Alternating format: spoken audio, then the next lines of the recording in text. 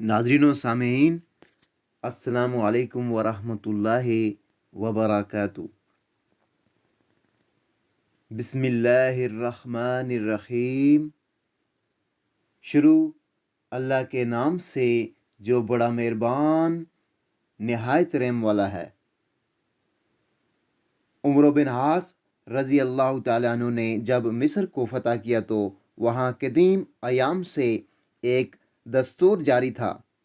ہر سال بونا قبطی مہینہ کی 12 تاریخ کو قبطی ایک کنواری لڑکی کو دلہن بنا کر دریائے نیل میں ڈال دیتے تھے اور اس دن کو عید قرار دے کر بڑی خوشی مناتے تھے۔ دوسری بت پرست قوموں کی طرح وہ بھی دریائے نیل کو دیوتا مانتے تھے اور ان کا خیال تھا کہ اگر دریائے نیل کو لڑکی بھینٹ نہ چڑھائی جائے تو وہ ناراض ہو جائے گا اور پانی نہ دے گا۔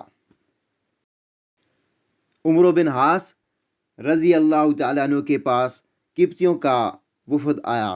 انہوں نے اس رسم پر عمل کرنے کی اجازت طلب کی۔ عمرو بن عاص رضی اللہ تعالیٰ عنہ نے اس خون ناحق کو جائز نہ رکھا اور قبطیوں سے کہہ دیا کہ اسلام نے ان خرافات کو باطل کر دیا ہے۔ کچھ ایسا اتفاق ہوا کہ دریائے نیل نے پانی نہ دیا اور اہل مصر کو زراعت میں مشکلات پیدا ہو گئیں، حتیٰ کہ بعض قبیلوں نے جن کا دار و مدار زراعت پر تھا ترک وطن کا ارادہ کر لیا۔ عمرو بن عاص رضی اللہ تعالیٰ عنہ نے تمام حالات حضرت عمر رضی اللہ تعالیٰ عنہ کو لکھ بھیجے اور ان سے ہدایت طلب کی۔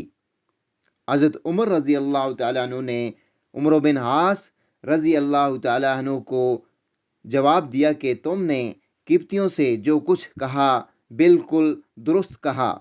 میں تمہیں ایک خط بھیجتا ہوں، اسے دریائے نیل میں ڈال دینا۔ حضرت عمر رضی اللہ تعالیٰ عنہ کے خط کا مضمون یہ تھا: اللہ کا بندہ اور مسلمانوں کے امیر کی طرف سے نیل مصر کے نام، اما بعد، اے نیل، اگر تو اپنے اختیار سے بہتا ہے تو نہ بہ، لیکن اگر تیری روانی کا سرشتہ خداوند قہار کے ہاتھ میں ہے تو ہم خدا سے دعا کرتے ہیں کہ وہ تجھے جاری کر دے۔ حضرت عمر رضی اللہ تعالیٰ عنہ کی ہدایت کے مطابق یہ خط دریائے نیل میں ڈال دیا گیا۔